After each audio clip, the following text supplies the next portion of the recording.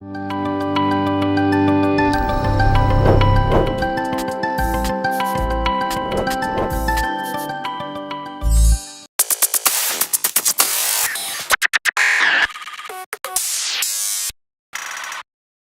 right. Jadi kalau kita membaca sebuah pasal hanya fokus kepada konteks originalnya dan tidak melihat itu bagaimana cara menuju ke Yesus, kita akan mungkin jatuh lebih ke, oh ini motivasi kita untuk reward in heaven. Terus itu aja yang dibahas.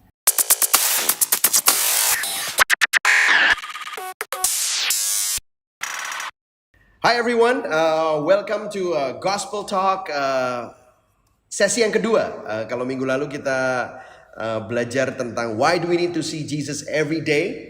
Hari ini tetap bersama dengan Pastor Tezar yang bersama dengan saya untuk membicarakan hal ini. Kita akan meneruskan apa yang kita bicarakan dan diskusikan minggu lalu, yaitu bukan why lagi, tetapi how can we see Jesus every day. Karena minggu lalu kita udah jelas nih, kenapa sih kok melihat Yesus tuh important banget. Dan melihat Yesus tuh bukan cuman hanya karena itu preference kita ya. Minggu lalu Pastor Tezar udah bicara banyak bagaimana dan kita sama-sama agree bagaimana sebenarnya itu adalah Alkitab yang membicarakan itu. Karena Alkitab bukan tentang kita, Alkitab itu tentang Tuhan yang menebus umatnya yang sedang dibelenggu oleh dosa, yang digenapi sepenuhnya di dalam Yesus Kristus. Nah, that's awesome. And that's why every scripture itu semuanya tentang Kristus. Dan kalau kita miss ini, kita miss esensinya ya. Betul ya Tezar ya. Nah, by the way, Tezar di sini adalah pastor dari Covenant City Church di Jakarta. Dan nama saya adalah Michael Christian. Saya dari Gibeon Church Surabaya. Jadi ini Surabaya dan Jakarta ketemu. Dan kita sama-sama tergabung dalam Church Planting Network City to City Asia Pacific. Dan kita sama-sama sangat passionate about being a gospel-centered church. Bagaimana pembicaraan kita, preaching kita, pelayanan kita, semuanya berpusat kepada Injil. Nah, kita akan masuk, ada beberapa pertanyaan yang masuk dan kita udah pilih, Tezar. Kita akan langsung aja dive in ya. Salah satu pertanyaannya, nanti kamu bantu jawab ya, Tezar. Ya. Dikatakan begini, saya tahu untuk selalu see Jesus, tapi attitude seperti apa yang harus kita punya when we're facing problems? Is it chill, Jesus takes the wheel, atau reflection terhadap dosa kita? Mungkin dia berpikir tentang pertobatan, itu apakah kita perlu bertobat dan yang lain-lain. Let's talk about that. Bagaimana attitude seperti apa? Ya, dan ini pertanyaan yang bagus sekali ya, karena memang seringkali kita sering see Jesus atau kita ingat akan Injil dan kabar baik Injil, tapi attitude kita terhadap sin and repentance itu kurang kuat dan kurang motivated untuk ya, betul. Kurang tulus. Kurang tulus. Mungkin kita menjawabnya begini. Kita harus definisikan dulu apa itu seeing Jesus. Apa itu Injil, kabar baiknya itu kabar baik apa sebenarnya konten dari itu. Betul. Sering orang berpikir bahwa kabar baik Yesus or seeing Jesus itu hanya melihat pembenaran atau justification. Yang Yesus lakukan di kayu salib.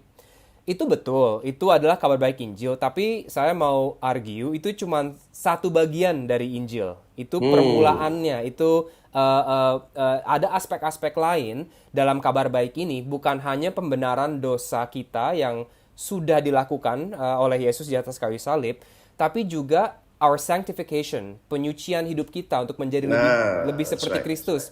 Itu juga salah satu bagian dari kabar baik ini. Dan juga our glorification, kemuliaan kita yang kita akan terima karena kasih Yesus dan apa yang telah dilakukan untuk kita di kayu salib, itu juga bagian dari kabar baik ini. Jadi kabar baik, ya. Nah, banyak orang ngerti tentang ini. Oke, kita dibenarkan. Dulu kita berdosa, sekarang kita bebas dari penalti hukuman dosa. Itu namanya dibenarkan. Kemudian mereka berpikirnya begini nih. Ini salahnya nih, mungkin menurut saya ya. Habis dibenarkan, maka kita harus berusaha untuk terus-menerus. Kita ini ada paketnya ini bertahap. Jadi paketnya itu bukan satu tapi paket bertahap. Jadi habis itu kamu harus berusaha dengan keras untuk kamu disucikan gitu. Sehingga kamu, karena tadi dari hukuman dosa kemudian masuk sanctification, kamu dibebaskan dari kuasa dosa. Mereka berpikir mereka harus pakai kekuatan mereka untuk willpower, dengan kemauan keras, disiplin untuk bisa disucikan terus. Sehingga nanti satu hari nanti kita akan mengalami yang namanya glorification, menerima kemuliaan Tuhan ya. Itu dimuliakan. Jadi dibenarkan, disucikan, dimuliakan. Tapi mereka nggak ngelihat ini sebagai satu paket. Dan Iya. mereka melihatnya ini bertahap. Tapi kamu tadi bilang sesuatu yang sangat-sangat keren, yaitu ini merupakan satu paket. When you see Jesus, so basically, we see this whole thing together. Justification, Yes. sanctification, and glorification. You Iya. receive it when you are born again, right? Gitu kan? Yes, betul. Itu kabar baiknya. Kabar baiknya bukan hanya kamu telah diselamatkan oleh Yesus, tapi sekarang it's up to you untuk maintain salvation itu, up to you untuk berusaha tetap selamat supaya nggak hilang gitu kan ya. Iya, iya, Tapi iya. kabar baiknya adalah kamu diselamatkan Yesus dan karena itu you're born again. Coba nanti kalau saudara-saudara mau baca Roma pasal 8 ya, ayat 28 sampai 30-an. Itu yang dibilang di situ kan kamu diselamatkan dan karena itu you will be glorified dan itu ada kepastian gitu loh bahwa pasti Tuhan akan menyelamatkan kamu sampai akhir. Jadi Barang di Good News, barang siapa yang dipilih, dia pasti akan dibenarkan, dan barang siapa yang dibenarkan pasti akan dimuliakan. Gitu ya, betul, saudara? betul, Ya, betul. That's right. Jadi the whole package. So, jadi apakah ini kalimat yang betul? Tuhan Yesus mati supaya dosa saya bisa ditebus. Apakah itu kalimat yang betul? Betul, tapi belum lengkap. Tuhan Yesus mati supaya saya bisa menjadi anak Tuhan. Penebusan dosa adalah awal dari itu. Tuhan Yesus That's mati right. untuk saya bisa jadi penyembah Tuhan, anak Tuhan. Jadi bukan pilihan ya, chill, Yesus sudah melakukan semuanya atau kita harus benar-benar melawan dosa kita. It's both. Dalam Yeah. aspek keselamatan, chill. Dalam aspek That's right. justification, chill. It's been done, it's finished on the cross, sudah Yeah, selesai. yeah. Yesus, tapi dalam aspek sanctification masih harus ada usaha untuk Yeah. bukan untuk stay saved ya, bukan usaha untuk tetap Betul. selamat, tapi usaha untuk membuang our old self. Paulus bilang kan, ada habit-habit yang masih ada dalam hidup kita yang kita harus repent from, karena suatu hari kamu akan dimuliakan. You'll be glorified This is so with good. Christ. Jadi kalau kita nggak stay on the gospel, kadang-kadang kita tendensinya yang satunya legalistik. Wah, kan yang minggu lalu kita udah sempat bahas ya. Wah, kita harus begini supaya tetap selamat. Tapi yang satunya, lu udah selamat, udah terserah. Lu ngelakuin apa aja gitu. Which is wrong juga. Itu antinomian ya. Kita nggak peduli tentang hukum Taurat. Kita nggak peduli tentang karakter kita yang disempurnakan semakin serupa dengan Kristus. Tapi yang satunya, wah sangat lahiriah. Kelihatannya rohani, tapi hatinya sombong banget gitu. Hatinya penuh dengan kayak orang Farisi gitu kan ya. Ada yang bilang gini kan, Dallas Willard kalau nggak salah, dia bilang grace never opposed to effort, but it opposed to earning. Yes. Effort is okay, but Yes. usaha bukan untuk mendapatkan, tetapi Betul. usaha yang kita lakukan karena kita sudah menerima the justification yang Tuhan udah kasih, dan the sanctification itu terjadi terus menerus. Anugerah yang sama ya, yang menyelamatkan kita, anugerah yang sama juga yang Menyucikan menyempurnakan kita, ya. Ya. menyempurnakan kita, ya. Yes. Jadi pemirsa, ini benar banget. Ini pertanyaannya bagus banget. Jadi kita make sure bahwa kita nggak jatuh di dalam either or, tetapi kita tetap stay center bahwa memang ini Yesus ini paketnya ini, dan kita memang benar-benar hidup di dalam Kristus. Jadi kita ini jadi anak Tuhan. Kita jadi worshiper. Wow, this is so awesome. Nah, yang kedua nih ada pertanyaan. Akal budi dan perasaan kita kadang tidak sejalan ketika kita ingin mengingatkan diri kita sendiri akan karya Injil. Apakah hanya saya yang mengalaminya? Gimana tuh, Tessa? Iya, yang pertama ini siapapun yang ask this question, saya mau encourage dan bilang thank you udah cukup berani untuk Jujur. bertanya seperti ini, jujur, karena jarang Iya. orang yang jujur kayak gini. Orang kebanyakan mau Iya. terlihat sebagai they have it all together gitu kan, dan mereka udah perfect. So thank you untuk kejujuran yang seperti ini. Dan That's great. bukan hanya Anda yang mengalaminya ya. Bedanya realitas legal kita setelah kita selamat dan dengan keadaan kita sehari-hari memang sering berbeda. Mungkin ini koneksi ke jawaban tadi yang pertama ya. Coba deh, saya sekarang bedakan keselamatan dalam dua aspek yang berbeda. Satu dalam status legal kita, yang kedua itu dalam kehidupan sehari-hari kita. Pertama status legal, Kolose pasal 2 ayat 13 sampai 14. Lihat Kolose 2 ya? sorry. Ya, Kolose 2. Ini language-nya sangat courtroom, sangat legal sekali ya. Telah dihidupkan Allah bersama-sama dengan Dia sesudah Ia mengampuni segala pelanggaran kita dengan menghapuskan surat hutang. Itu legal language yang oleh ketentuan-ketentuan hukum mendakwa dan mengancam kita, dan itu ditiadakannya dengan melakukannya pada kayu salib. Jadi di kayu salib status kita berubah once for all, dari enemy menjadi child of God, dari musuh menjadi anak Tuhan, dari guilty menjadi innocent, dari mati berdosa menjadi hidup. Ya, dari berdosa tidak suci. berdosa lagi. Ya, itu legal, status legal. Bayangin misalnya kita adopsi anak, ada suatu hari di mana dicap ini anak saya. Itu status legal. Tapi kehidupan realita kita sehari-hari belum tentu sedramatik itu berubahnya. Coba Efesus pasal 4 ayat 20 sampai 24. Kamu telah belajar mengenal Kristus, kata Paulus. Jadi ini orang-orang yang mengenal Kristus ya. Paulus berbicara kepada orang-orang yang sudah mengenal Kristus. Karena kamu telah mendengar tentang Dia dan menerima pengajaran di dalam Dia menurut kebenaran yang nyata dalam Yesus. Mereka sudah menerima Yesus. Yaitu bahwa kamu berhubung dengan kehidupan kamu yang dahulu harus menanggalkan manusia yang lama, yang memenuhi kebinasaannya oleh nafsunya yang menyesatkan, supaya kamu dibaharui di dalam roh dan pikiranmu, dan mengenakan manusia baru yang telah diciptakan menurut kehendak Allah di dalam kebenaran dan kekudusan yang sesungguhnya. Jadi orang-orang yang legal sudah menjadi anak Tuhan, masih ada kebiasaan-kebiasaan lama yang masih harus berubah. Tapi pelannya perubahan ini, atau kadang-kadang kita gagal dalam perubahan ini, bukan selalu berarti status legal kita belum berubah, atau bukan berarti status legal kita hilang atau gitu gagal kan? Atau gagal gitu kan.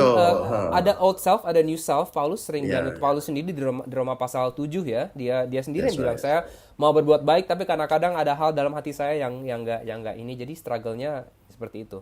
Ada peperangan gitu ya. Peperangan dalamnya.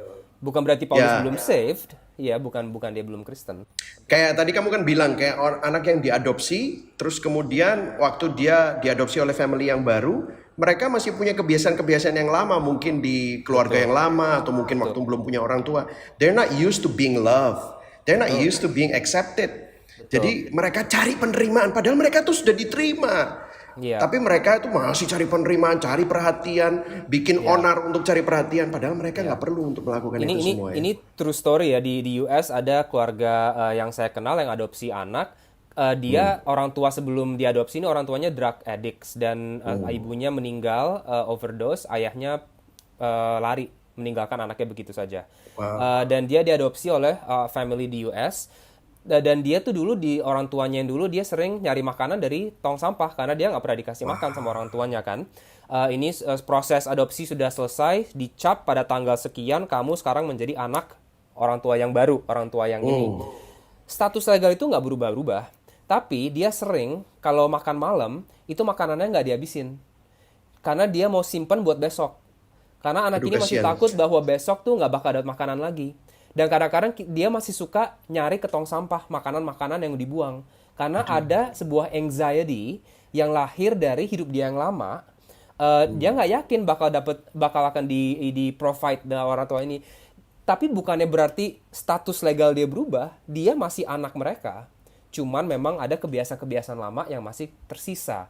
Dan sama dengan kita dan Tuhan. Wow, this is so good. Kadang-kadang berarti anxiety kita, keresahan, kekhawatiran, ketakutan, itu sebenarnya asalnya dari manusia lama kita yang dulu hidup berpijak pada kekayaan kita, kekuatan kita sendiri yang sangat-sangat rapuh. Padahal Tuhan sudah memberikan yang solid, Tuhan memberikan yang sempurna, tapi kita udah nggak biasa dengan itu ya. Man, amazing. So, let's move on. Kita harus move on nih, kalau nggak, yang ketiga adalah di dalam perjanjian lama kita percaya bahwa semua mengarah kepada Yesus. Apakah hal ini juga bisa diterapkan saat kita menceritakan kepada anak-anak dalam pelayanan anak? We can talk about that, ya. Bisa ya?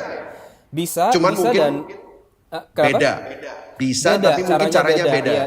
Dan bukan hanya bisa, saya mungkin mau bilang harus kita menunjuki Yesus, walaupun ke anak-anak beda level kognitif, iya, cara penyampaian berbeda, iya, tapi kontennya, teologinya kan tidak berbeda, itu tetap sama. Kalau mau dapat resource yang bagus buat ini, coba beli Jesus Storybook Bible.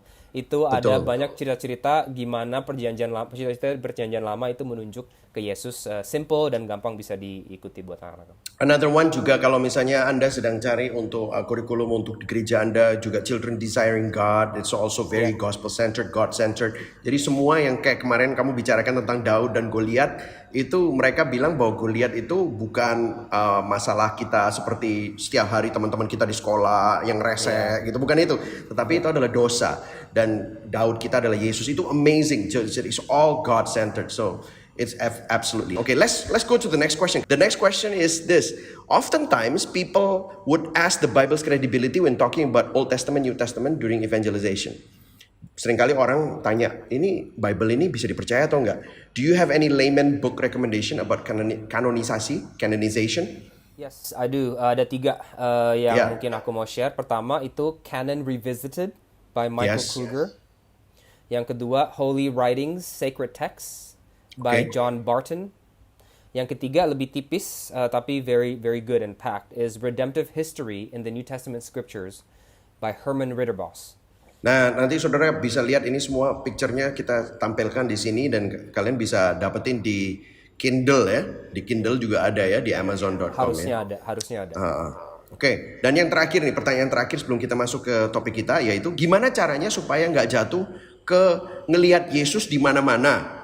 Seringkali terjadi people have wrong interpretation, claiming it is as signs from Jesus, especially through this pandemic. Nah, ini seru nih kayaknya.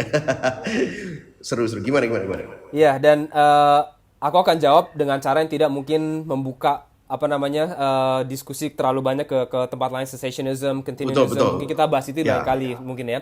Mungkin jawabannya ya tergantung filosofi kita, pemikiran kita, kepercayaan kita, bagaimana cara Tuhan komunikasi sama kita. Apakah itu dari kalau misalnya ada awan yang lewat terus bentuknya seperti kayu salib gitu, apakah itu Tuhan komunikasi, atau misalnya dari sup kita ada Cheeriosnya itu seperti mukanya Yesus atau apa gitu, kita berpikir Yesus di mana-mana gitu. Mungkin harus hati-hati untuk spekulasi seperti itu, karena Tuhan bilang bahwa Dia akan bicara ke kita lewati His firman-Nya kan, His Word, Alkitab. Dan ini connect ke tadi bagaimana kita tahu Alkitab itu adalah the Word of God. Mungkin kita bisa baca buku-buku yang tadi yang saya rekomend itu. Tapi kalau Tuhan sudah bilang Dia akan bertemu dan komunikasi dengan kita melewati Alkitabnya, firman-Nya. Kalau itu tempat Dia berada, disitulah seharusnya seorang manusia mencari Dia, bukan di tempat-tempat lain. Apakah Tuhan bisa berkomunikasi ke kita melewati hal-hal lain? Ya bisa aja. Tapi Mike misalnya kamu ke Jakarta nih, terus bilang, Tezar jemput aku dong di Garuda B22 gitu kan, di hangarnya B22 ya, gate-nya B22. Gate-nya B22. Terus kamu nyampe B22, kamu telepon aku, Tezar kamu di mana? Aku bilang, aku di bus station dekat terminal C45. Terus kamu bilang, loh, kan aku bilang B22. Terus aku bilang, ya tapi kan bisa aja plan-nya berubah, pilotnya ganti, jadwalnya ini. Jadi aku asumsi kamu ada di C45. Terus akan aneh kan? Tapi kan aku udah bilang di B22 bisa aja itu kejadian. Tapi kenapa kamu ke sana? Sama seperti kita, apakah Tuhan bisa melewati cara lain? Bisa aja. Tapi yang diberikan kepada kita adalah Dia akan berada di B22 atau di firman-Nya. Itu tempat Dia akan berada. Jadi ke situ aja dulu. Dan bahkan seringkali yang bahaya adalah mereka merasa Tuhan memberikan sign atau mungkin I heard from the Lord, melakukan sesuatu yang completely bertentangan dengan firman Tuhan. Mereka nggak ngecek. Itulah sebabnya kita perlu kembali percaya bahwa Alkitab adalah pewahyuan Allah yang tertinggi, the revelation of God, the highest authority that we know that we have in this life. This is so good. Jadi hati-hati kalau kamu bilang kamu dengar dari Tuhan tapi nggak sesuai firman Tuhan. Wah, ini kacau gitu ya. Kita harus terus mengecek dengan kebenaran firman Tuhan. Oke. Nah, ini justru masuk ke dalam topik kita minggu ini ya. Kita melihat minggu lalu bagaimana Tuhan berbicara kepada kita, ternyata apa yang dibicarakan Kristus. Terus semuanya mengacu dan mengerucut kepada Kristus. Nah, kita akan melihat minggu ini bagaimana menerapkannya. Ada beberapa, ya kan, minggu lalu ada story completion, ya, bagaimana cerita itu diselesaikan. Kemudian ada prototype, antitype, ada penyempurnaan hukum bait Allah, ada resolusi tension resolusi, paradox, ya kan. And then pemenuhan janji. Let's talk about that. Kita akan dig deep into the word, ya. I leave it to you. Oke, jadi kita mungkin hari ini kita akan bahas dua topik the main themes ya. Yang pertama adalah kita akan praktekkan metode ini. Jadi kita sudah jelaskan ada 5 cara, banyak cara lain, tapi ini 5 cara yang mungkin lebih obvious bagaimana kita bisa see Jesus dari perjanjian lama. Kita akan praktek, kita akan ambil dua dari yang di atas tadi, contoh 5 tadi, dan kita akan praktekkan gimana cara melakukannya. Tapi nanti di terakhirnya, aku juga mau ngomong potensi bahaya dari metode ini. Ada potensi bahayanya juga kalau kita nggak hati-hati, kita bisa menyalahgunakan metode ini. Itu nanti di akhir. Oke, coba kita praktek dulu. Ini ada 5 kategori yang saya mau offer ke Anda bagaimana cara kita praktek metode ini melihat Yesus dari perjanjian lama. Yang pertama kita tanya dulu, apakah konteks original firman ini? Konteks originalnya apa?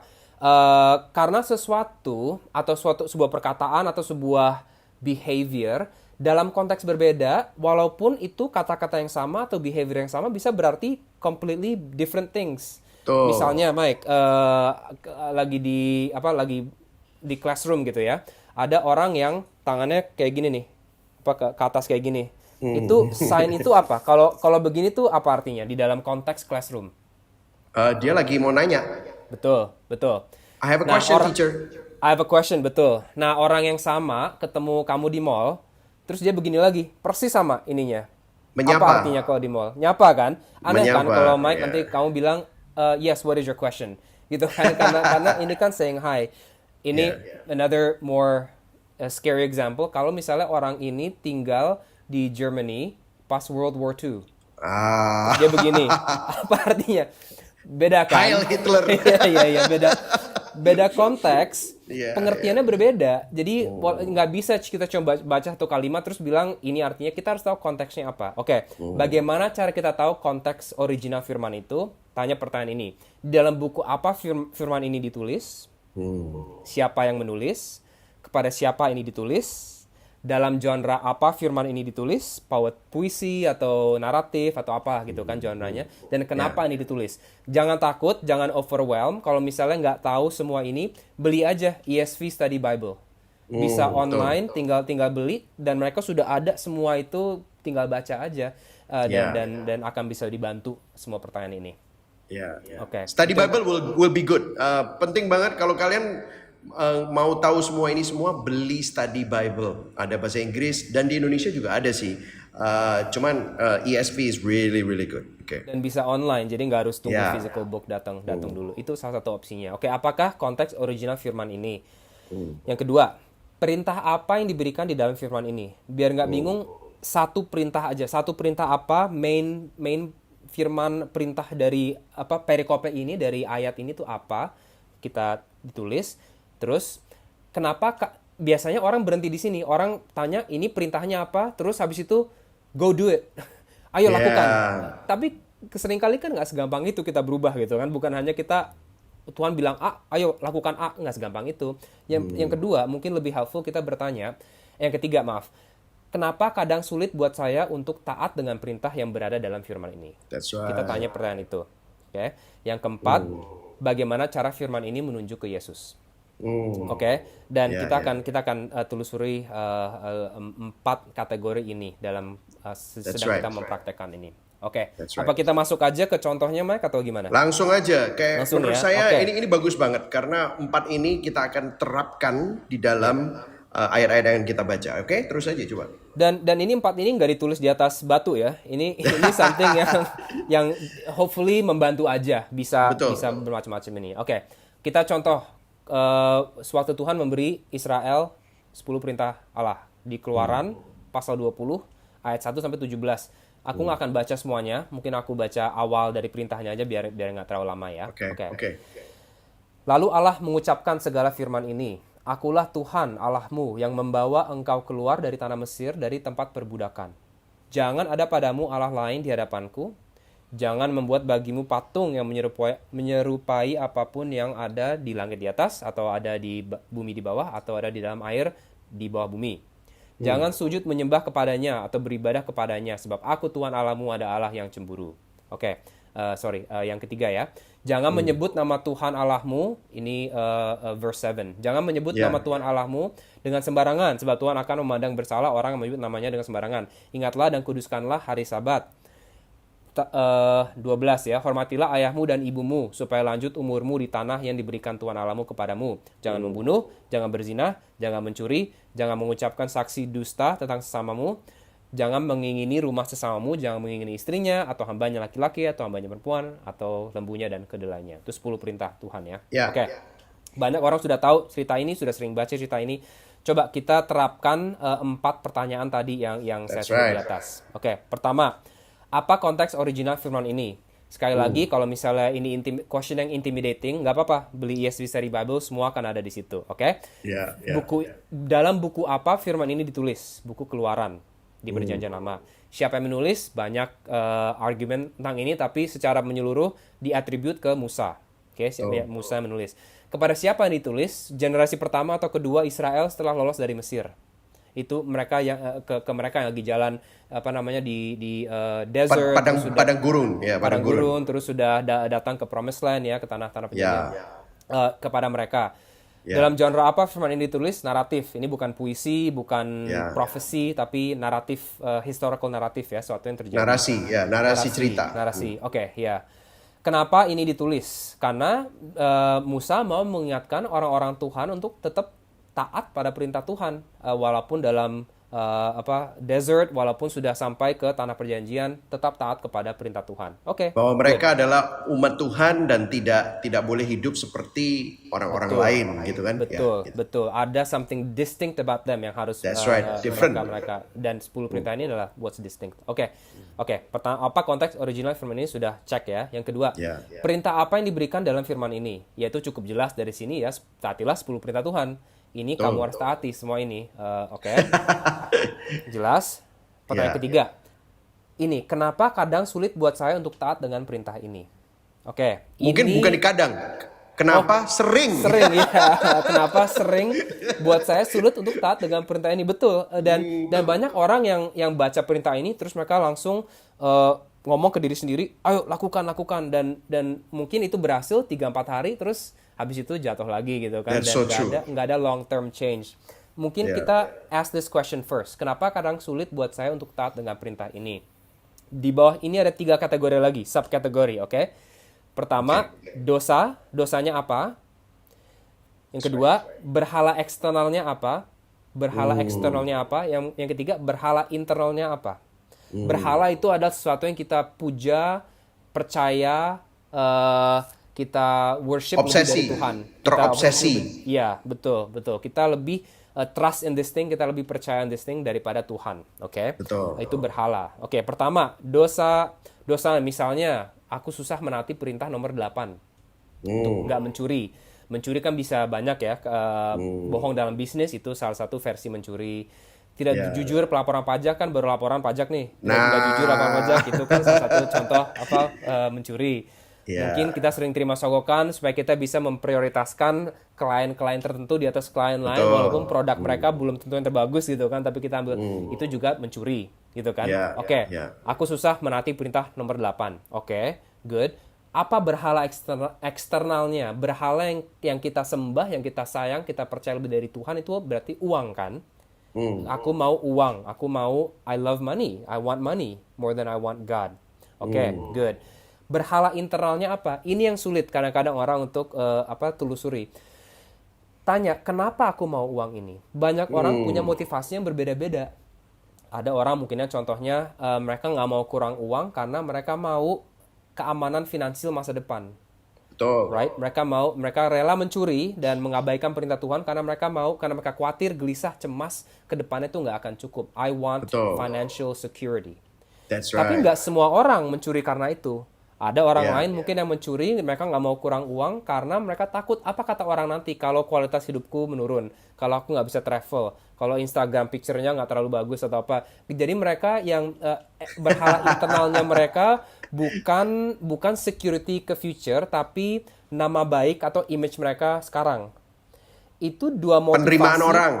Iya, penerimaan orang, Ya. approval dari orang sekarang. Itu Ya. dua motivasi untuk uang yang berbeda. Jadi kadang-kadang external idolnya, berhala eksternalnya sama uang. Tapi internal idol, berhala internalnya bisa berbeda.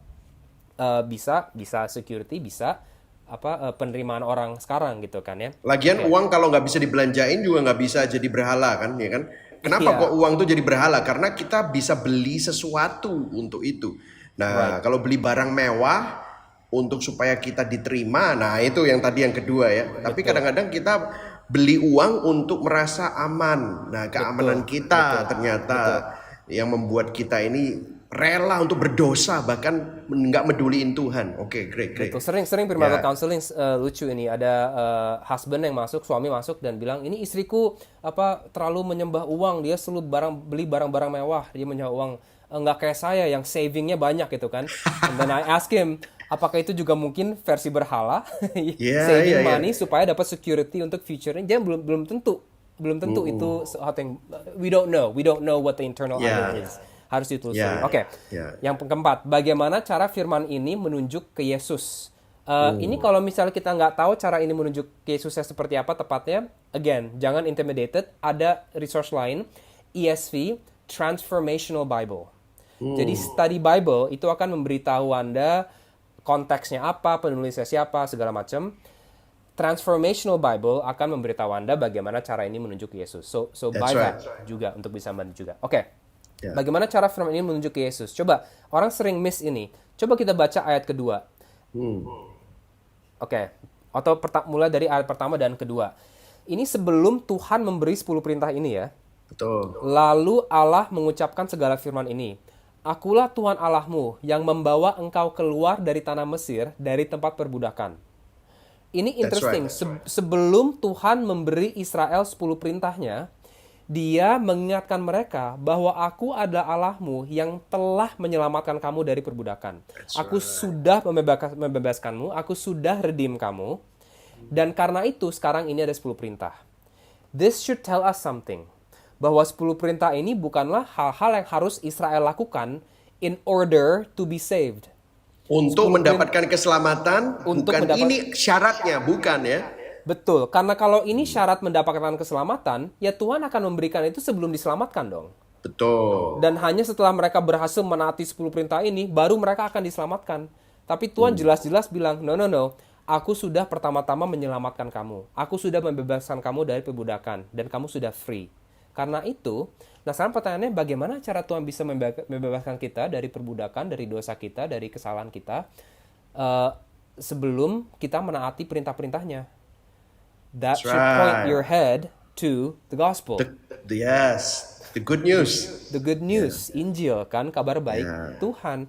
Karena Tuhan sudah mengirim, karena Tuhan akan mengirim anaknya yang akan menaati semua perintah Tuhan. Dan karena dia menaati semua perintah Tuhan ini, dan dia mati di kayu salib untuk kamu, dan in faith, kalau kamu menerima dia, you can be free. Walaupun kamu kadang-kadang fail menaati 10 perintah Tuhan ini. Jadi sebenarnya seperti yang tadi kita bicarakan minggu lalu, bahwa ternyata Israel keluar dari tanah Mesir itu adalah gambaran dari kita semua yang sedang dibelenggu oleh dosa dan dilepaskan oleh Musa yang sempurna, yaitu Kristus, yang akhirnya membuat kita yang dulunya diperbudak oleh dosa, sekarang kita memiliki kemerdekaan di dalam Kristus. Dan kita sekarang menjadi umat Tuhan, anak Allah, tidak lagi menjadi budak Mesir, yaitu budak dosa. Wow, this is so good. Dan kita dibebaskan bukan karena kita berhasil menaati 10 perintah Tuhan, sama seperti Israel yang bukan menaati 10 perintah Tuhan, tapi mereka dibebaskan karena kasih Tuhan. Anugerah, the grace of God. Tuhan, grace, mercy. Sudah dibebaskan dulu. Iya kan, kita baca orang Israel, attitude-nya pas mereka lagi mau dibebaskan Tuhan, pada mau balik ke Mesir terus. Iya, bersungut-sungut terus ya. Yeah, they don't want freedom. They don't want God. Mereka mau balik ke perbudakan, tapi Tuhan and His mercy. Oke, itu menuju ke Yesus. Kita selamat karena kasih Tuhan, karena Yesus bukan karena kita. Oke, sekarang kita apply ini ke berhala internal yang tadi kita sudah dapatkan ya. Pertama, security. Mungkin kamu susah jujur dalam berbisnis atau lapor pajak atau whatever. Karena kamu mau security, kita mau security financial in the future, oke? Kita harus ingat, kita apply gospel ini ke hati kita. Ingat, kamu sudah bukan budak lagi, kamu sudah memiliki raja baru, Amen. raja yang akan memperlakukan kamu bukan seperti budak, tapi sebagai bapak kamu. Amin. Iya kan? Tanya, bagaimana Tuhan ini bisa menjadi bapak kamu? Apakah karena kamu taat 10 perintah Tuhan? Bukan, karena dia telah menyerahkan anak tunggalnya. Yesus Kristus rela ditangkap dan mati supaya kamu bisa hidup dalam kebebasan. So good. Ayah ini rela memberi kamu anaknya sendiri. Kita sering baca Yohanes 3:16 ya. For God so loved the world, He gave His only Son. Yes. Kita lupa siapa love the world, who loved the world. Di sini bukan cintanya Yesus loh fokusnya. Iya. Fokus That's ini right. cintanya Bapa Allah. For God the Father so loved you, He gave you His only Son. Wow. Kita lupa itu. Coba aku baca satu ayat lagi ya. Ia yang tidak menyayangkan anaknya sendiri, tetapi menyerahkannya bagi kita semua. Bagaimanakah mungkin ia tidak mengaruniakan segala sesuatu kepada kita bersama-sama dengan dia? Sebab aku Romans yakin, 8 ya? Romans 8, iya, 28 again ya. Dan ini aku skip. 32, 31, sorry. Sebab aku yakin bahwa baik maut maupun hidup, baik malaikat-malaikat maupun pemerintah-pemerintah, baik keuangan yang jelek, baik COVID, baik kematian pun, apapun enggak akan bisa memisahkan kita dalam kasih Allah yang ada dalam Kristus Yesus Tuhan kita. Kamu sudah aman. Bapa kamu sudah memberi kamu Yesus. Stop stealing. That's good. You don't need it anymore. Yes. Kalau Tuhan udah memberikan kamu Yesus, apalagi sih yang dia bahkan be secure. Kamu aman di dalam Bapa karena kamu adalah anaknya. Betul. Walaupun keuangan kita jelek, walaupun kesehatan kita jelek, di tengah kematian pun kita bisa tahu Yesus telah membebaskanku dan aku menjadi anak dia. Wow. Wow, this is so good. Yes. Atau mungkin yang kedua, problem kita bukan security, bukan anxiety akan keamanan kita ya. Mungkin yang kedua status sosial kita. Oke, kita mau uang banyak karena kita mau diterima orang, di-accept orang, di-approve orang. Oke. Dihargai orang, diterima. Dihargai ya, orang. gitu. Gimana cara kita apply gospel message ini untuk hati kita? Ingat, sama, kamu sudah bukan budak lagi. Ayat kedua, kamu adalah anak Tuhan, kamu sudah bebas. Ini identitas kamu sekarang.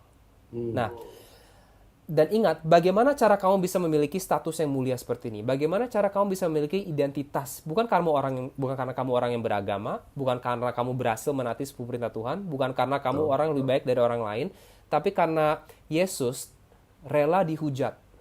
Yesus rela nama baiknya diludahi. Yesus rela disalah mengerti oleh orang-orang di sekitarnya.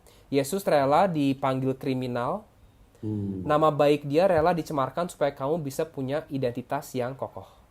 Wow. Karena Yesus rela dihujat orang-orang di sekitarnya, kamu punya identitas yang tidak bisa dihancurkan. Karena Yesus rela dipermalukan sampai dia mati telanjang di kayu salib. Wow. Karena itu kamu bisa memiliki kemuliaan di depan Allah Bapa di surga. Itu status kamu sekarang. Wow. Mau status lebih tinggi apa lagi? Yeah. What can people give you?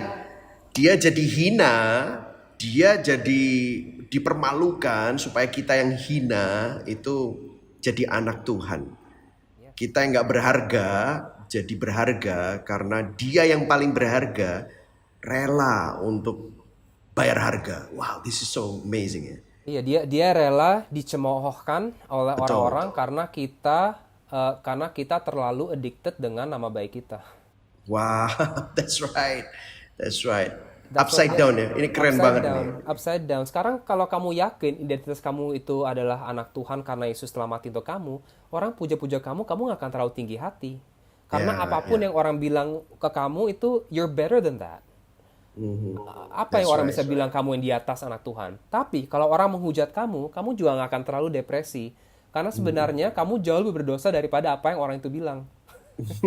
Kalau aja mereka tahu dosaku sebenarnya, what they're saying adalah sebuah penghargaan buat aku. Yeah. That's right. Jadi kita ini lebih rest ya. Hati kita itu lebih nggak gampang emotionally imbalance, tapi kita tuh somehow bisa tenang banget. Karena semuanya basisnya apa? Anugerah Tuhan. Semua basisnya karena Tuhan itu berbelas kasihan kepada kita. Bukan karena kita hebat, bukan karena kita bisa mentaati Dia, tetapi karena Purely dia yang lebih dulu cari kita, dia yang lebih dulu menyelamatkan kita. This is amazing. So aplikasinya repentance-nya ya stop stealing. Kamu udah nggak perlu lagi impress orang lain. It's okay. This is so good. Stop stealing. Jadi repentance-nya berada dalam level hati, bukan hanya behavior-nya saja. Then suddenly, if you realize this, suddenly bukan lagi perintah yang mengatur behavior kamu, tetapi kamu melihat bahwa ada sesuatu yang indah dan itu compel you, membuat kamu wow, I have no reason untuk kayak gitu lagi. Nah, disinilah karena Tuhan ingin change our heart, not just changing our behavior ya. And our behavior itu sebenarnya berasal dari hati kita. This is so good. Yeah, a change of heart is really good. So, itu salah satu praktek bagaimana cara 4 pertanyaan tersebut yang tadi saya bahas bisa dipraktekkan ke dalam sebuah firman Tuhan di Perjanjian Lama dan menuju ke Yesus dan membuat kita repent lebih deeply. Mungkin ini Yesaya pasal 6 ya. Kita coba Yesaya pasal 6 ayat 1 sampai kita ke 11 aja ya. Oke. Coba aku baca. Ini kita coba praktek lagi dengan firman ini. Oke. Dalam tahun matinya Raja Usia, aku melihat Tuhan duduk di atas tahta yang tinggi dan menjulang dan ujung jubahnya memenuhi bait suci. Ini Isaiah yang bicara ya. Para serafin berdiri di sebelah atasnya, masing-masing mempunyai 6 sayap. 2 sayap dipakai untuk menutupi muka mereka, 2 sayap dipakai untuk menutupi kaki mereka, 2 sayap dipakai untuk melayang-layang. Dan mereka berseru seorang kepada seorang, katanya, Kudus, kudus, kuduslah Tuhan semesta alam. Seluruh bumi penuh kemuliaannya. Maka bergoyahlah alas ambang pintu disebabkan suara orang yang berseru itu, dan rumah itu pun penuhlah dengan asap. Lalu kataku, celakalah aku binasa, sebab aku ini orang yang najis bibir, dan aku tinggal di tengah-tengah bangsa yang najis bibir. Namun mataku telah melihat Sang Raja, yakni Tuhan alam semesta. Tetapi seorang dari serafim itu terbang mendapatkan aku, di tangannya ada bara yang diambilnya dengan sepit, dan dari atas mezbah ia menyentuhkannya kepada mulutku serta berkata, lihat, ini telah menyentuh bibirmu, maka kesalahanmu telah dihapus dan dosamu telah diampuni. Lalu aku mendengar suara Tuhan berkata, siapakah yang akan kuutus dan siapakah yang mau pergi untuk aku? Maka sautku, ini aku, utuslah aku.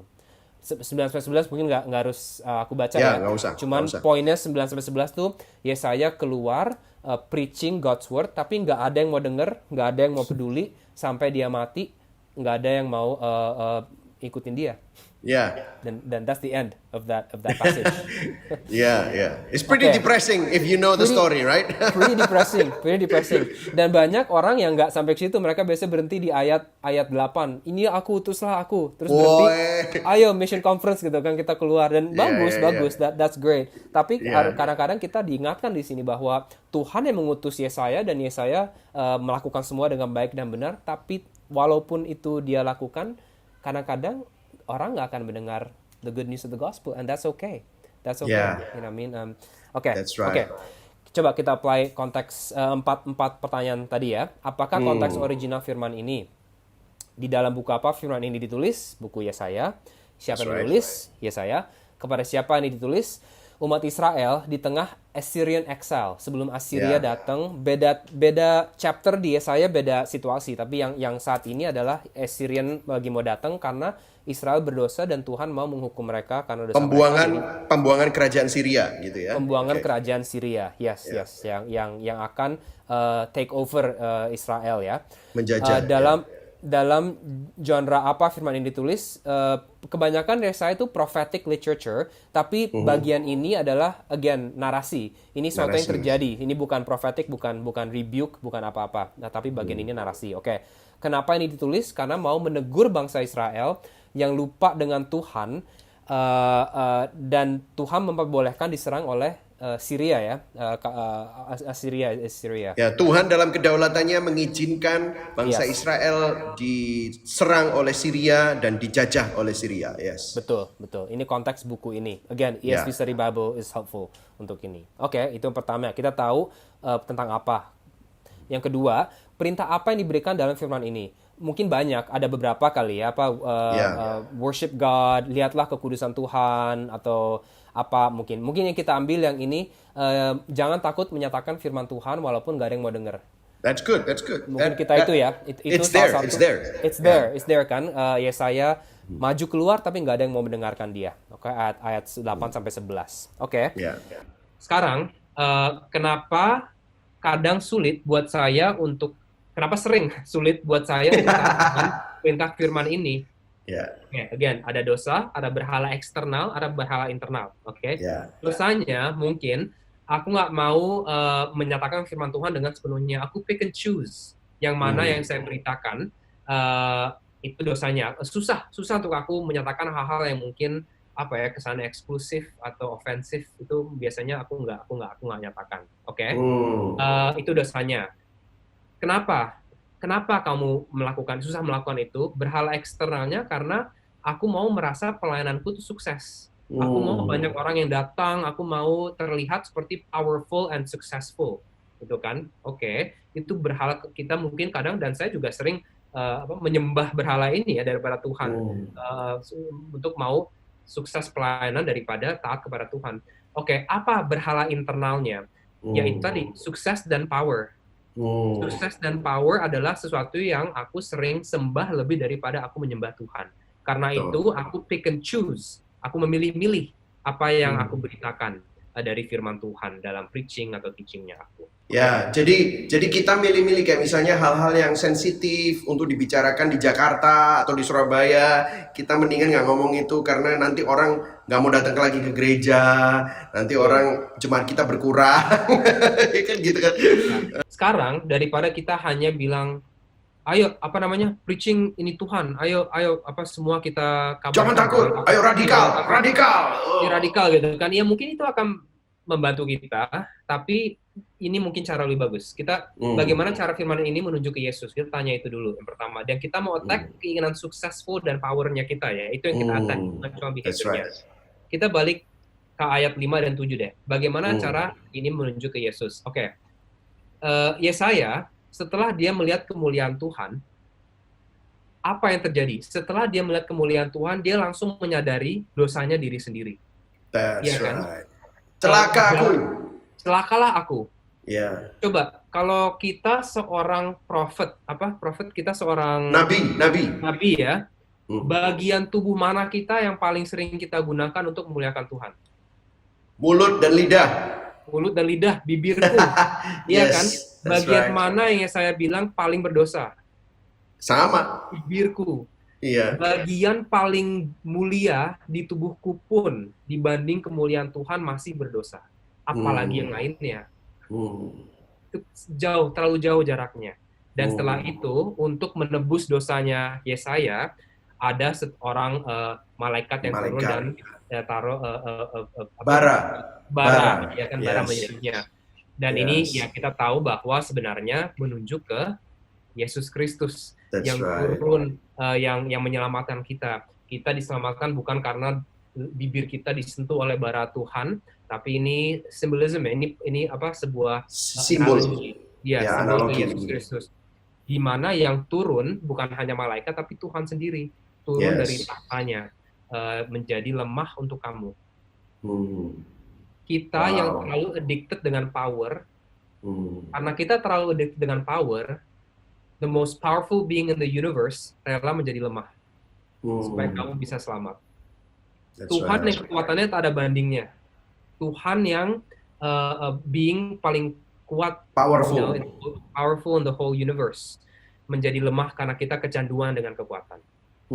Dan rela mengabaikan perintah Tuhan just to feel successful, just to feel powerful di mata dunia. Tuhan rela menjadi lemah. Ingat Yesus. This is amazing karena gini, dari tadi kita melihat ya, kita tuh seringkali cuma hanya mengecilkan apa yang Kristus lakukan dengan ya Kristus mati di atas kayu salib, that's it gitu loh, you know. Tapi salib itu hanya menjadi like the entry gate. Yes. Padahal salib ini bukan entry gate aja, tetapi the cross becomes meaningful in every struggle that we have. Semua pergumulan-pergumulan kita itu ternyata dissolve, ditebus, redemption itu semuanya melalui salib.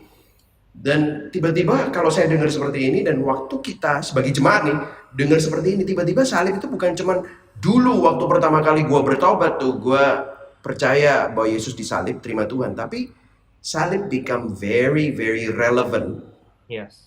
Until today, saya ini masih bergumul dengan keserakahan.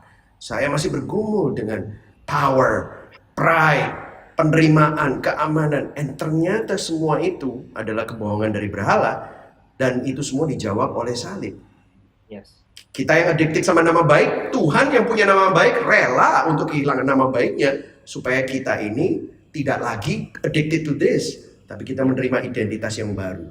Ya kan? Jadi kita keluar dari baca Alkitab atau dari gereja habis dengar sermon, habis dengar preaching, itu bukan hanya lebih mengerti apa yang harus kita lakukan atau lebih knowledgeable.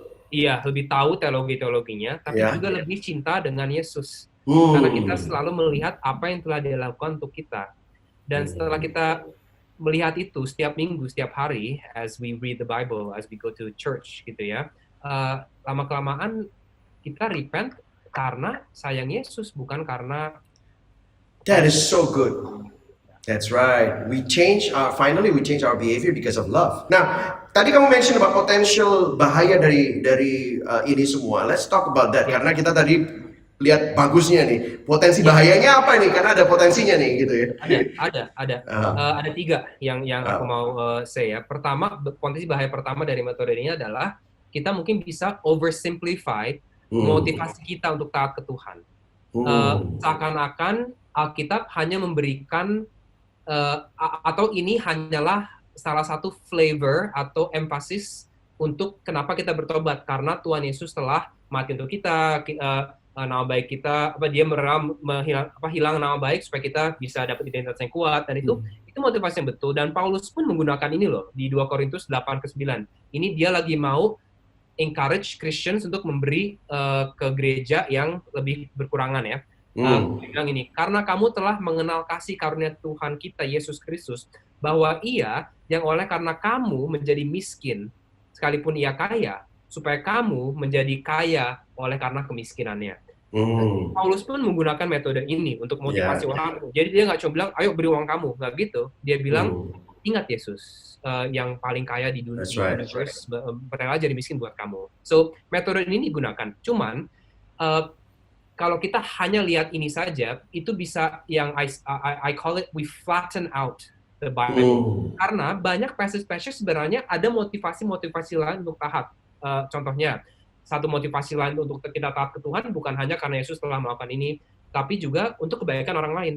Love your neighbor, untuk kebaikan mereka.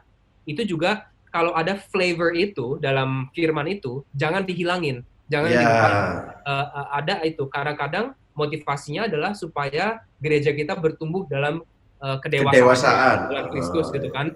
Itu motivasi yang harus digunakan. Karena kadang ada juga yang aneh ini, ada reward in heaven. Banyak passage yang ngomong tentang reward in heaven. Itu apa?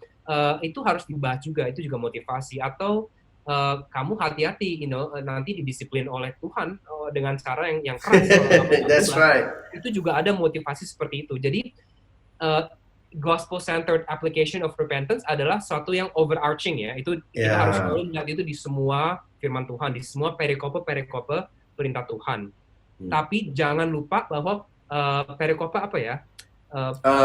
Pasal yang ada.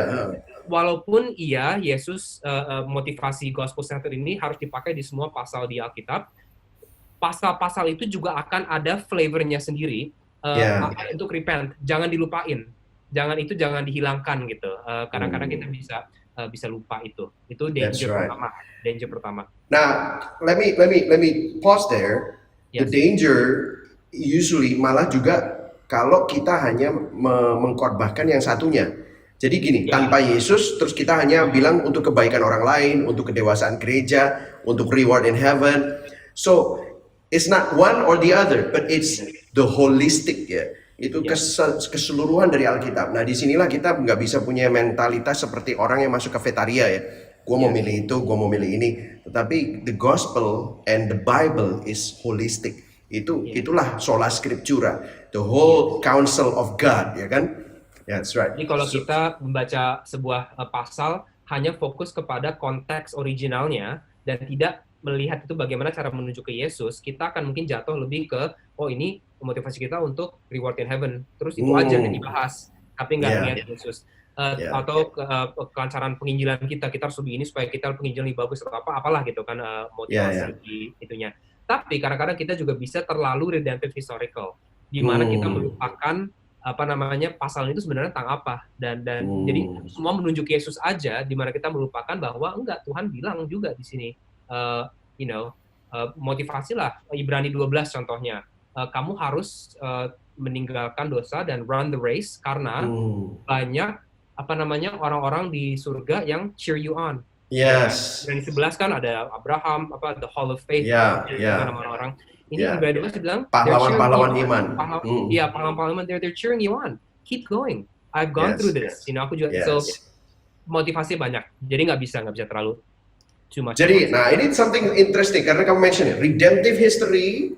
Jadi sejarah penebusan Allah terhadap umatnya itu penting. Yes. Tapi juga nggak bisa sendirian. Nanti kamu akan ada kecenderungan untuk meremehkan semua yang kecil-kecil ini yang ada di dalam Alkitab. Tapi juga nggak bisa cuman hanya redemptive. Kita juga harus systematic teologinya ini ya, yang benar ya. Doktrin-doktrin kecil dan semua itu juga harus dibahas. Betul. Dan dua-duanya. Kalau ini doang nanti kita bisa legalistik tuh. Hanya ngomongin tentang itu, tapi lupa bahwa itu mengerucut kepada Yesus. Jadi dua-dua ini akan memberikan the whole counsel of God, sehingga kita ini rich ya, jadi mendengar ini semua ya. That's great. Yes. Nah, bahaya yang kedua itu kita bisa menjadi self-centered. Di mana kita mengira kan ini semua fokusnya Yesus kehilangan nama baik supaya aku dapat identitas, Yesus mati supaya aku hidup, Yesus ini supaya aku ini. Ada bahayanya kita bisa menjadi self-centered, di mana kita lupa bahwa first and foremost Tuhan anak tunggal Bapa di surga mati di kayu salib untuk kemuliaan Bapaknya. Yes, right. Itu yang pertama. Yes, God is for His own glory. Tuhan redeem kita supaya karakter-karakter Dia seperti justice, mercy, sovereign power bisa dilihat di mata publik. Dia sedang memamerkan dirinya sendiri. Itu ujungnya. Kita harus hati-hati untuk lupa dan kita menjadi fokus ke ini, itu bisa menjadi self-centered. Harus hati-hati aja. Antroposentris. Jadi antroposentris kepada manusia, bahwa meskipun gua nggak berharga tapi Tuhan rela mati, berarti gua berharga banget gitu. Akhirnya fokusnya kepada kita ya. Iya. Kita jangan lupa sebenarnya ini semua untuk kemuliaan Tuhan. Nah, mungkin pemirsa di sini saya pernah nih ada mendapatkan pertanyaan gini, kok Tuhan narsis banget ya? Kayaknya Tuhan tuh sangat tentang dirinya sendiri. Tapi sebenarnya sebenarnya Tuhan tuh bukan narsis, tetapi karena hanya ada kepenuhan yang sejati di dalam kemuliaannya, dan kita diciptakan untuk kemuliaan Tuhan. So we are created for His glory. So when we miss the mark, we are sinning. And the reason kenapa kita itu kok kembali kepada kemuliaan Tuhan, karena memang kita diciptakan untuk itu. Dan Tuhan untuk kemuliaannya, karena itu sebenarnya adalah yang terbaik untuk kita. It's for our joy. It is for our fulfillment, kan gitu kan? Yes. Misalnya Mike nanti kamu pulang terus you go home, you go to your bedroom gitu ya, kamar tidur, terus aku udah pasang foto-foto aku di semua dinding di kamar tidur kamu, dan aku bilang, Mike, look at me. Itu narsis dan aneh ya. Itu narsis. Kenapa? Karena I'm not what you need. Yes. Aku bukanlah, kamu nggak perlu aku gitu loh. Saya bukanlah pusat dari semua satisfaction Michael Christian, right? Tapi Tuhan adalah yang kita perlukan. Tuhan adalah pusat dari semua kebahagiaan dan satisfaction kita. Karena Dia adalah itu, kalau Dia menunjukkan, kalau Dia mengarahkan mata kita kepada Dia, itu bukan narsis, itu loving, itu gracious. Karena kalau Dia nggak mengarahkan mata kita kepada Dia rob kita dari pusat ke our joy. Gitu ya. So it is for our joy He is doing this for His glory, karena kita diciptakan memang untuk kemuliaan Dia, dan itu adalah sumber dari kepuasan kita. Dan kita butuh Tuhan. Makanya kalau kita memuji dan menyembah Tuhan itu bukan karena Tuhan narsis, karena kita yang butuh untuk memuji dan menyembah Tuhan karena kita diciptakan untuk itu gitu ya. That's right. Yeah. That's so good. Yang ketiga itu kita bisa mungkin over spiritualize repentance. Ini maksudnya aku tuh, misalnya kita seorang alkoholik, oke? Alkoholik adalah an addiction. Kalau kita sudah addicted ke alkohol, itu literally our brain function berubah, shape otak kita berubah di mana kita chemically perlu alkohol untuk function. Dan kalau enggak atau any drugs, any addiction gitu ya. Ini bukannya berarti kalau kita baca sebuah pasal tentang don't be drunk with too much wine atau apa gitu kan, dan kita lihat koneksi ke Yesus seperti ini, aku ternyata deeper idolnya tuh ini, berhala internal ini, terus kita koneksi terus plek langsung repent. Enggak juga, karena otak kita udah keburu addicted. Dan nggak akan, kita nggak bisa over spiritual repentance seolah-olah our physicality nggak ada hubungan dengan itu. Sama seperti kalau misalnya kita addicted untuk menjerumus ke situs-situs yang seharusnya kita nggak masuk ke situ. Itu pornografi.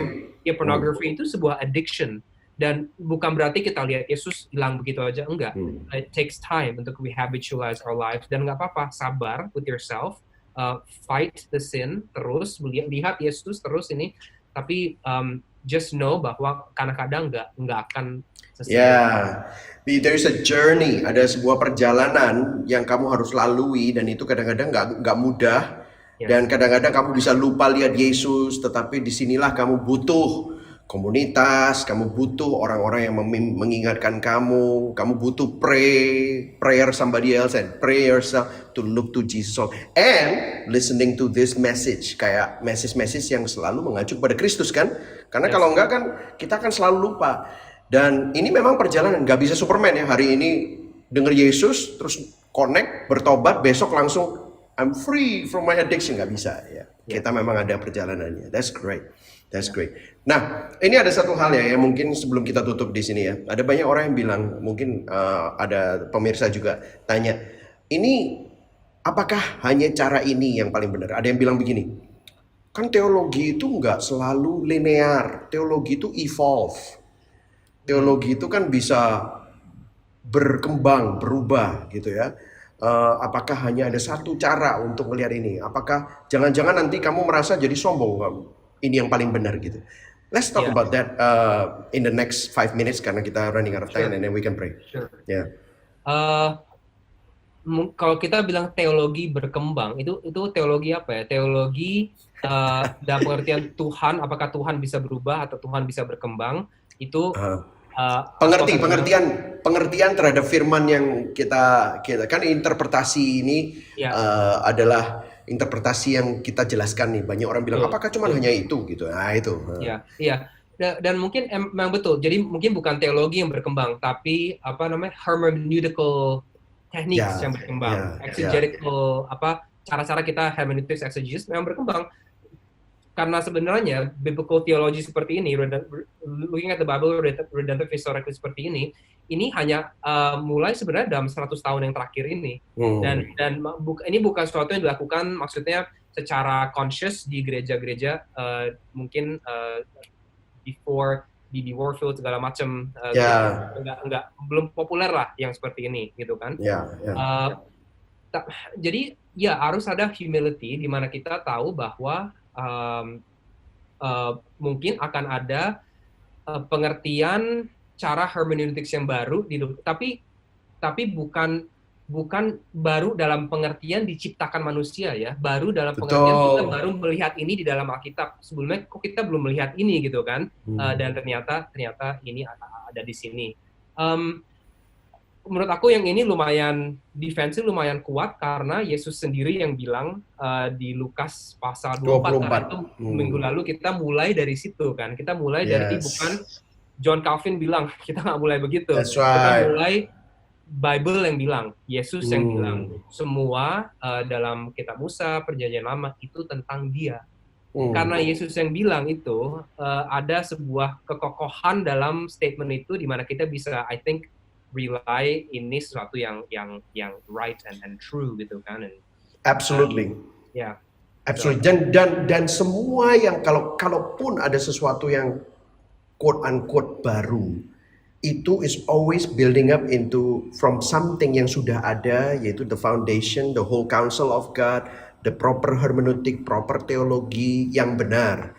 Nah, problemnya adalah kalau kita menghilangkan itu semua dan kemudian bilang yang baru ini adalah kebenaran yang lebih benar dari sebelum-sebelumnya. Now, I think that's the problem. Jadi sebenarnya yang baru itu tidak baru. It's always been there, and it's always the foundation is always there. Sebenarnya kita juga melihat ini semua kan dari fondasi-fondasi dari bapak-bapak gereja di zaman reformasi yang sudah lebih dulu berjuang untuk memperjuangkan kebenaran Alkitab dan yang lain-lain. Makanya tadi kita baca buku-buku tentang kanonisasi dan lain-lain ya sebenarnya.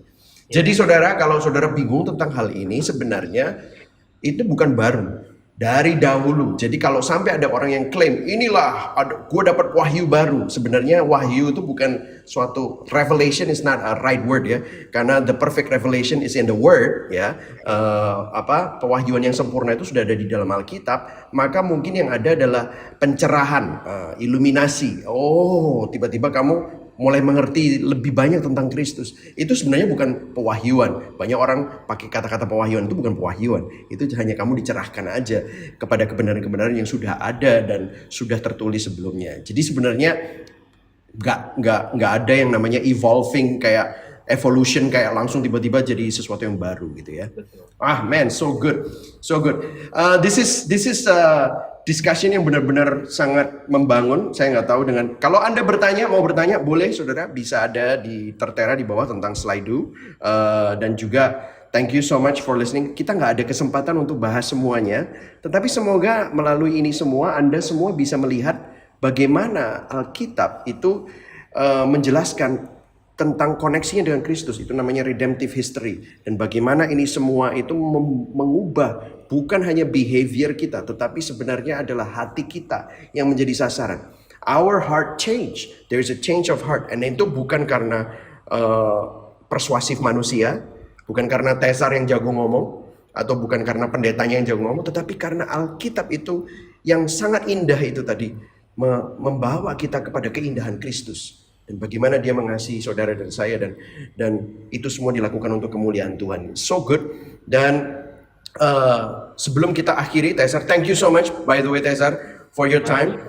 Hopefully in the next di dalam beberapa minggu ke depan kita bisa mempunyai topik-topik yang berbeda, mungkin tentang worship, mungkin tentang liturgi, mungkin tentang leadership ya, gospel center leadership itu seperti apa. Tapi hari ini sebelum kita tutup, saya mau mendoakan teman-teman semua. I know kita semua mengalami dampak dari pandemik ini, dan biarlah pada waktu kita bahas tentang Kristus ini menguatkan kita semua. Mari sama-sama kita berdoa. Bapa di surga, kami mengucap syukur bahwa kami diajar bahwa Engkau adalah Bapa yang mengasihi kami. Melalui rencana penebusan-Mu, bahkan 2000 tahun yang lalu, Engkau sudah menyelesaikan rencana penebusan-Mu di dalam Kristus.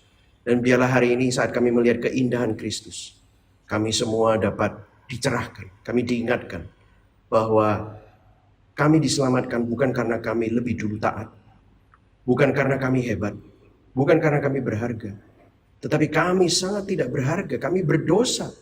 Tetapi Engkau yang paling berharga, rela bayar harga, supaya kami yang tidak berharga menjadi sangat berharga. Kami mengucap syukur melalui kebaikan-Mu setiap kami Tuhan diselamatkan. Melalui anugerah-Mu, kasih karunia-Mu, kami menjadi hidup lagi. Dulu kami mati, sekarang kami hidup.